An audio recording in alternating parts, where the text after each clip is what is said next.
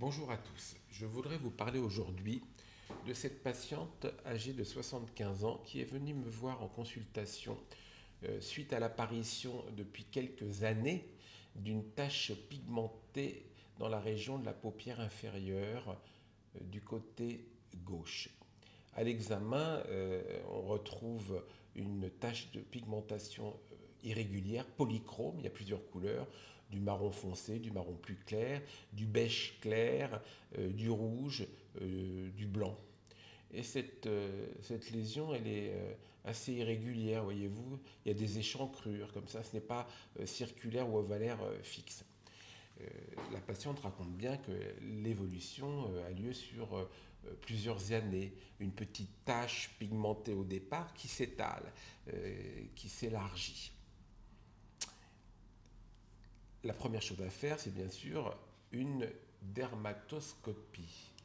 La dermatoscopie, c'est on utilise une loupe avec une lumière biréfringente qui va permettre, qui va traverser la peau, qui va permettre d'avoir des signes exacts. Alors c'est technique, mais vous voyez, il y a un enchattonnement comme ça.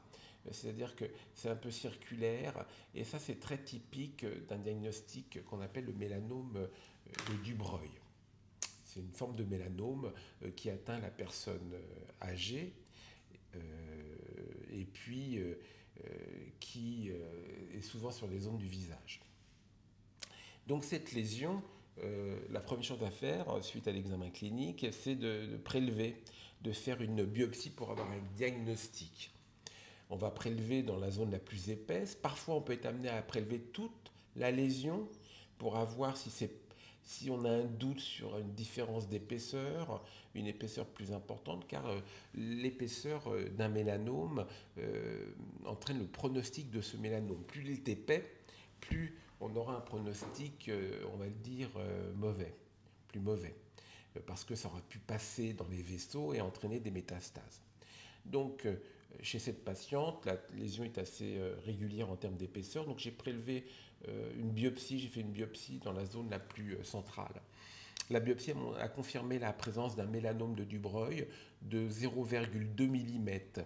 Alors, on nous précise l'épaisseur parce que l'épaisseur en fonction de l'épaisseur, on va proposer un traitement d'exérèse et l'épaisseur va conditionner la marge d'exérèse.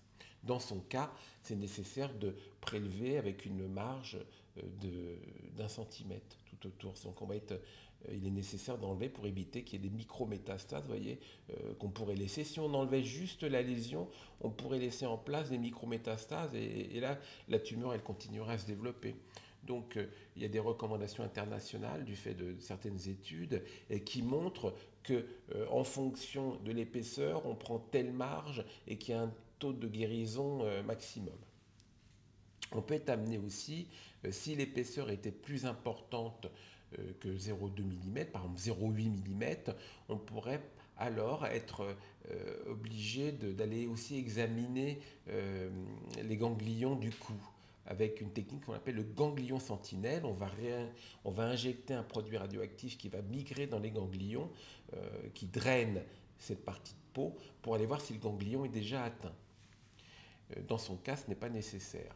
Donc là, sans nécessité d'une exérèse large avec 1 cm de marge, il y aura une perte de substance. Bien sûr, ça va être envoyé à l'analyse à nouveau pour être sûr que tout est enlevé.